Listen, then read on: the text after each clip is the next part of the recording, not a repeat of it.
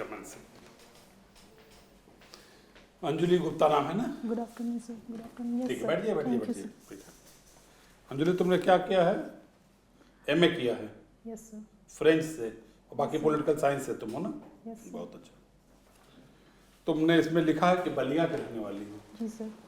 तो बलिया को लोग कहते 24 घंटा पहले ही आज़ाद हो गया था, क्या हो गया था? जी सर। क्या कहानी है वो? जी सर, 1942 में जब क्विट इंडिया मूवमेंट हुआ था तब चिट्टू पांडे बलिया को लीड कर रहे थे और उन्होंने वहाँ पे कुछ समय के लिए पैरेलल गवर्नमेंट इस्टेब्लिश किया था। तो इस वजह से उसे बलिया को बागी बलिया भी कहा बागी जाता बलिया है। कहा यस जाता सर। है। बहुत बढ़िया। माई एक्सपेरिमेंट विद ट्रुथ किसने लिखा है और क्या है इसमें? जी सर, ये महात्मा गांधी की ऑटोबायोग्राफी है जिसमें उन्होंने अपने जीवन के अनुभव को लिखा है और जो भी मतलब उन्होंने नेशनल। तुमने पढ़ा है कि नहीं पढ़ा? जी पढ़ा नहीं है सर। क्यों? पढ़ना चाहिए, बहुत अच्छी किताब है, बच्चों को लोग गिफ्ट करते हैं। ठीक है, पढ़ना चाहिए, अच्छी किताब है, पढ़ना कभी कभी मौका मिले तो जरूर पढ़ना। ठीक है। यस। हाँ, आज परिवार टूटते जा रहे हैं, यस। उपभोक्तावाद हावी होता जा रहा है और कहा यह जा रहा है कि इंटरनेशनल साजिश के तहत परिवारों को तोड़ा जा रहा है ताकि एक घर में जैसे एक ही टीवी से काम चल जाएगा, पांचों अलग रहेंगे तो 5 टीवी बिकेगा, ऐसा एलिगेशन लग रहा है, ये रिसर्च से भी आ रहा है। तो जो ये परिवार बिखर रहे हैं, उपभोक्ता का तो काम ठीक हो रहा है जो बेच रहा है सामान, लेकिन परिवार के जो बूढ़े बड़े लोग हैं ये हेल्पलेस होते जा रहे हैं। इस पर क्या तुम्हारा विचार है? परिवार टूट रहे हैं। जी सर, ये न्यूक्लियराइजेशन का कॉन्सेप्ट करते हैं सर यस फैमिली में। तो ये उन मतलब जो घर के बड़े हैं जिन्होंने पैदा किया बच्चे को, उनके लिए तो दुखदाई हो जा रहा है ये। वो न्यूक्लियर फैमिली लेकर जापान में उसकी गया पैकेज पर, बेंगलोर से चला गया जापान। अब पिताजी यहाँ मर गए, वो बोल देता है कि भाई कर दो, तो नहीं आ पा रहे, जापान से आना आसान भी नहीं है। जी सर, तो ये जो समस्या है इसका कारण न्यूक्लियराइजेशन नहीं है बल्कि के जो पर्सन है उन पे डिपेंड करता है कि वो कितना अपने मतलब एल्डर्स जो हैं उनको नहीं, बहुत बार उस बेचारे की बेबसी भी तो होती है। अमेरिका पहुंच गया, बाप मर गया, कैसे अमेरिका से तुरंत आ पाएगा? और अमेरिका गया भाई, जॉब में हर आदमी चाहता है कि हम जितना आगे बढ़ें। ठीक है, लेकिन अगर करने की इच्छा हो तो वो मतलब केयर कर सकते हैं, जरूरी नहीं कि वहाँ से अच्छा, वापस। ये बताओ जल्दी कि आजकल लोग या तो बच्चे चाहते नहीं है या एक बच्चे के बाद ही कहते हैं कि बच्चा नहीं चाहिए। ये सोच क्यों डेवलप हो रही है? समाज में देख रही होगी कि जो अभी जनरेशन आई है ये या तो एक बच्चा करती है या फिर कहते हैं कि बच्चे नहीं चाहिए हमको, अब तो ऐसे खुश है। ये सोच क्यों बदल रही है? कि ये कौन से फैक्टर हैं जो आदमी के दिमाग को इस तरह बना रहे हैं कि अब वो बच्चा नहीं चाहता है? पहले लोगों के आधे दर्जन बच्चे ना हो जाए जब तक उसको सब्र नहीं था। ऐसा क्या कारण, क्या चेंजेज आए सोशल इकोनॉमिक, उसमें सोशियो इकोनॉमिक उसमें प्रोस्पेक्ट में बताओ तुम इसको। तो सोशली तो ये कारण है कि जितने लोग ज़्यादा एजुकेटेड हो रहे हैं वो करियर को ज़्यादा इंपॉर्टेंस दे रहे हैं रादर देन बड़े फैमिली करे, ज़्यादा बच्चे करे। और इकोनॉमिकली देखें तो चाइल्ड रेजिंग का कॉस्ट भी आजकल बढ़ते जा रहा है पहले से ज़्यादा, क्योंकि अब चाइल्ड को रेज करने में एजुकेशन बहुत बड़ा रोल है। अच्छे से अच्छे एजुकेशन देना प्रायोरिटी हो रहा है, तो वो बहुत एक्सपेंसिव भी है उस वजह से। और इकोनॉमिकली अगर वो बड़ी फैमिली होगी तो जो वर्किंग पेरेंट्स है उनको भी काम करने में दिक्कत होगा। तुम जेएनयू की पढ़ी हुई हो, जेएनयू में गवर्नमेंट के हर कानून का खिलाफत होता है, ऐसा क्यों? जेएनयू की आबो हवा में वो क्या चीज है कि भारत सरकार कोई भी चीज करती है उसका विरोध होता है, ये प्राय देखने में मिलता है।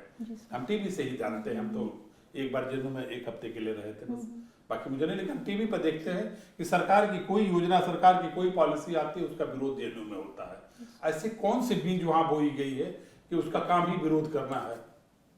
जी सर, ये जो बीज की बात कर रहे हैं ये पॉलिटिकल एक्टिविज्म का कल्चर है जेएनयू में, जहां ओपन डिस्कशन और डिबेट को बहुत प्रोत्साहन दी जाती है। तो इस वजह से कोई भी इशू है गवर्नमेंट की, उसे जेएनयू के स्टूडेंट्स थोड़े अलग क्रिटिकल वे में होकर देखते हैं। तो उस पर हर जो पॉलिटिकल पार्टीज़ है वो अपने अपने आइडियोलॉजी के हिसाब से ओपन डिस्कशन डिबेट करते हैं और इस दौरान कभी कभी बहुत हीटेड डिबेट हो जाती है और वो कंट्रोवर्सीज़ का भी रूप ले लेती हैं। और सेंट्रल न्यू दिल्ली में होने के कारण उन्हें मीडिया अटेंशन भी खूब मिलता है, तो इस वजह से हेडलाइंस बनती है। बेटा पहले तुमने बीए किया पॉलिटिकल साइंस से, फिर बीए फ्रेंच, फिर एमए फ्रेंच, तो क्यों फ्रेंच?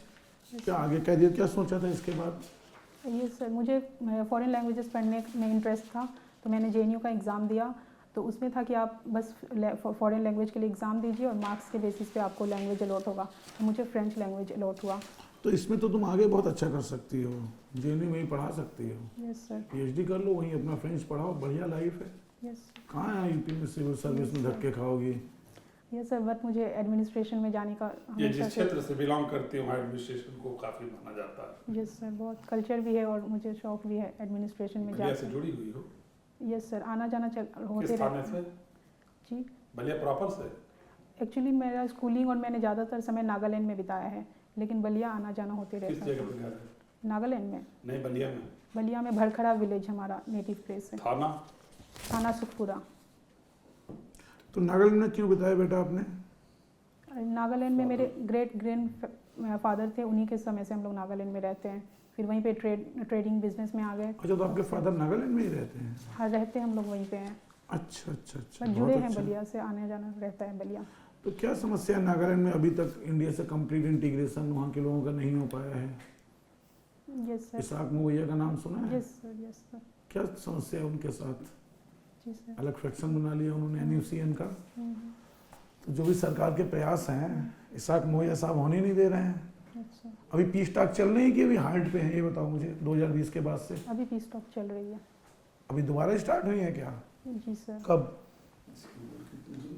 डिटेल नहीं याद सर, लेकिन पीस प्रोसेस में है अभी। इसाक मोवैया के व्यक्तित्व तो कैसा लगता है आपको? उनको स्पेसिफिकली उनके बारे में इतना पढ़ा नहीं है अभी, ऐसे कोई बात नहीं पढ़ा है। कोई बात, सर पूछिए। अच्छा, अब इंडिया में पार्लियामेंट्री सिस्टम क्यों अपनाया गया?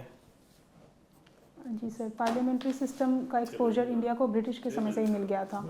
तो इस वजह से एक पहला तो रीज़न ये है कि फेमिलियरिटी थी ज़्यादा प्रेसिडेंशियल क्या सिस्टम। चीज़? फेमिलियर थे इंडिया के लोग, इंडिया के लीडर्स। ये तो एक छोटा सा कारण है, 5-10% की ब्रिटिशर्स ने इंट्रोड्यूस किया था। जी तो सर। कोई भी सिस्टम अपनाया जाता है तो अपनी पॉलिटिकल सिचुएशन को ध्यान में रख के अपनाया जाता है ना। तो ऐसी कौन सी सिचुएशन थी? ऐसे तो प्रेसिडेंशियल भी अपना सकते थे। जी सर, प्रेसिडेंशियल में हम देखते हैं कि लीडर बहुत नहीं, पार्लियामेंट्री क्यों अपनाई ये बताइए, प्रेसिडेंशियल छोड़िए। तो पार्लियामेंट्री में जो है वो लीडर ज़्यादा अकाउंटेबल होता है पीपल को, और इंडिया ने वही प्रेफर किया कि और गवर्नमेंट उतना स्टेबल नहीं होता, लेकिन जो लीडर है उनको अकाउंटेबल होना पड़ता है। तो जो कॉन्स्टिट्यूएंट असेंबली के लीडर्स थे उन्होंने प्रेफर किया अकाउंटेबिलिटी रादर देन स्टेबिलिटी। ठीक है, ठीक है। अच्छा, एक बात और बताइए, जैसे आपने लिखा है कि हॉबीज़ आपकी हैं क्या? ट्रेवल ब्लॉग देखना। मेरे पास 50,000 रुपये हैं, मुझे किसी फॉरेन कंट्री का ट्रेवल करना है अपनी पत्नी के साथ। Yes sir. ठीक है, 5 दिन का ट्रिप, बताइए कहाँ जाएं? तो अगर आप यूरोप में जाना चाहते हैं तो यूरोप 50,000 में कहाँ हो पाएगा भाई? अच्छा, 50,000, सॉरी सर। 85,000 है इनके पास। हमारे पास मात्र 50,000 रुपये है। अच्छा, तब तो आप नेपाल जा सकते हैं, सबसे सामने है। तो बाई रोड भी जा सकते हैं और ट्रेन के थ्रू। बिल्कुल सही कहा उसने। 50,000 है तो आप कहाँ जाएंगे? 50,000 हम विदेश नहीं जा पाएंगे। हाँ, और फिलहाल तो वैसा ही है कि नहीं जा सकते। ठीक है, all the best. All the best. Thank you sir. मतलब नागालैंड में ही पैदा भी हुई थी? नहीं सर। आपको को ऐसा नहीं दिख रही, इसलिए मैंने पूछा। तो पैदा इधर ही हुई होगी? हाँ, बिहार में, मेरी ननिहाल बिहार ननिहाल में। में। हाँ, नहीं ठीक है, माँ तुम्हारी वहीं आ गई हो। पहले फर्स्ट मतलब पहले बच्चे ननिहाल में ही ज्यादा पैदा होते जी हैं, जी सर। क्योंकि अपने मदर के साथ ज्यादा कंफर्ट यूज कर मतलब फील करते थोड़ा हैं। स्माइल रखिए। ठीक है, बहुत अच्छा तुम्हारा है, तुम्हारा गेटअप बहुत अच्छा है और तुम्हारा पेरेंट्स अच्छा है। तुम नागालैंड से आकर इतना अच्छा फाइट कर रही हो, तुम्हारा सिलेक्शन होगा। ऑल द बेस्ट, कोई कमी नहीं है। तैयारी नागालैंड में रह के की है? नहीं, जेएनयू में जब गई। अच्छा, सॉरी, क्योंकि कितना बेबाकी से इसने कहा कि बहुत जेएनयू के लोग किस तरीके से देखते हैं इसका। बहुत बढ़िया। द वे ऑफ एक्सप्लेनेशन बहुत अच्छा था। ठीक है सर, थैंक यू सर। वो बोलने का स्पीड बहुत ज़्यादा नहीं है ना? नहीं, बहुत अच्छा बोल रही हो, बहुत मीठा और ऐसे ही बोलना। ठीक है सर। ठीक है, जो बोल रही हो बिल्कुल उसी तरह से, इतने नजदीक रहते भी लोग हैं। ऑल बस बहुत अच्छा। चीयरिंग फेस रखना था। हाँ, बस मैंने मतलब ठीक है किस ये। बात पे हंसे वही समझ नहीं आता। थोड़ा स्माइल करते हुए मतलब- बोलना है। मतलब ठीक है, कोई बात नहीं। मतलब रुआसा नहीं होना, बाकी सब ठीक है। तुम्हारा फेस ही अच्छा है, स्माइलिंग है। रुआसा बनोगे तब खराब लगेगा। ठीक है, जाओ। Thank you sir.